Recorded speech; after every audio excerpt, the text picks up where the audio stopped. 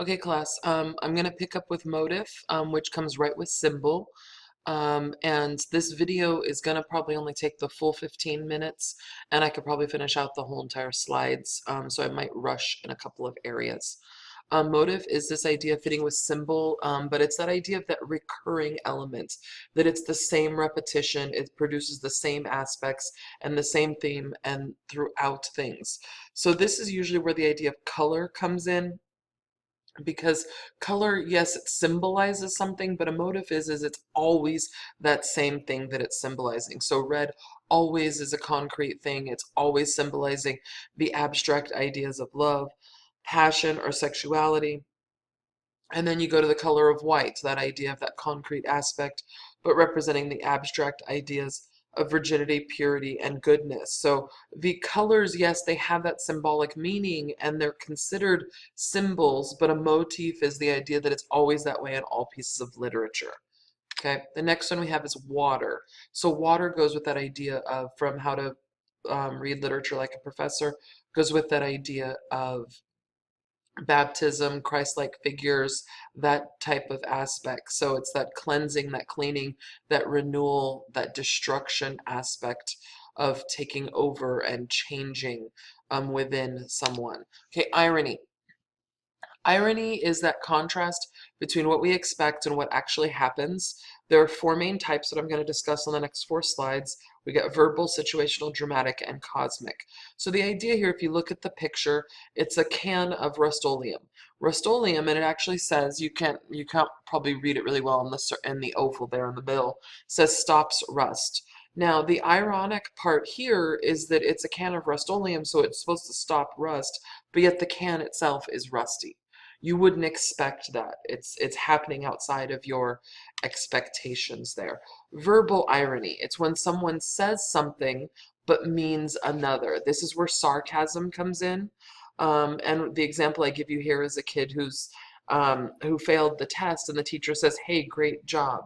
That's obviously being sarcastic because the kid didn't do a great job. So that fits with that idea of verbal irony. Situational irony.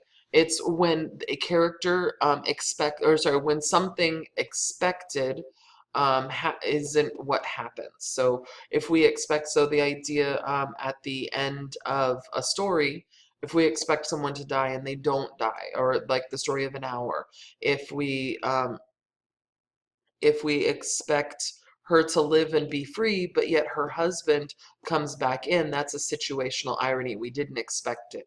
We expected her to live free. In the picture here, you see this idea of someone posting a sign saying not to post signs on public property, but yet they posted a sign on public property. So it fits with that idea there.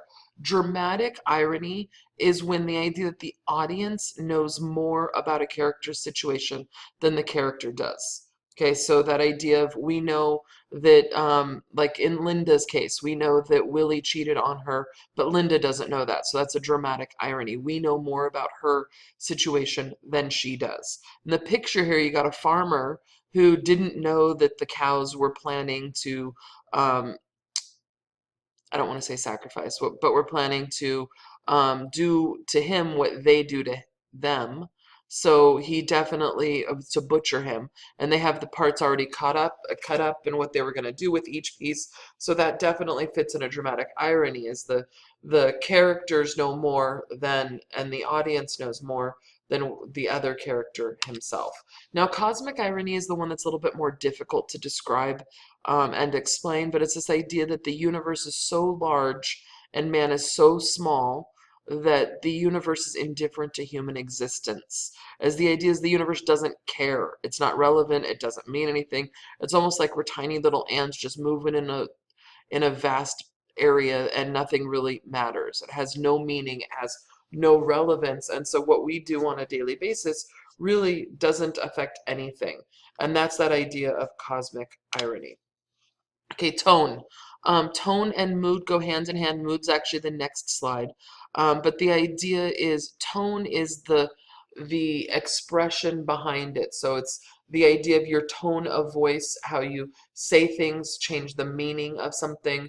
Um, the idea here, so the third one, take for example the statement, "You're a big help." Is this a compliment or a cruel, sarcastic remark?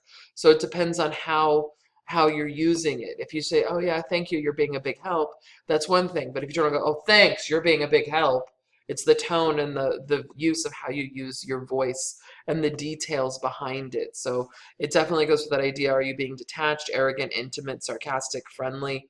So it's that usage there within your voice. Okay, mood. Mood is the atmosphere or the feeling that you get that is conveyed to the reader. Is it scary? Is it happy? Is it sad? Is it cautious, depressed, frightened? Through the description, especially like Edgar Allan Poe stories, you're going to have this mysterious and cautious aspect. The mood, when we read A Story of an Hour, we started out sad and depressed, but then we get to this happy and um, I'm looking for a word. This happy and surprised and shocked, and she's confident because she's building up her nerves. And then she goes downstairs and sees her husband, and she becomes overwhelmed. These are all mood aspects. So how her mood changes is important, and it affects it. So the tone is the overall feeling, but the mood is what the reader gets. So the tone is that voice that you get from the words, but the mood is the feeling that is created for us, that we feel through reading it itself. Okay, the last section, common literary devices. You know these, so I shouldn't have to go over these. So we have metaphor, simile, personification, oxymoron, synecdoche, allusion, rhetorical question, and repetition. These are on the Elements of a Story page.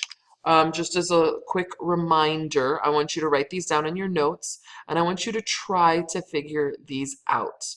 We're going to do these in class on Monday to kind of as a quick review of these. So please write these in your notes, write the answers with them, and you're picking which of these eight literary devices fit with these four. And I don't know, you know me, I could double up on things too. So you never know if something's used twice. Okay, the next thing, syntax. So the first set was more diction, remembering the word choice of someone. And this is more syntax, the idea of how an author has those patterns and that repetition. So again, this should be a review too.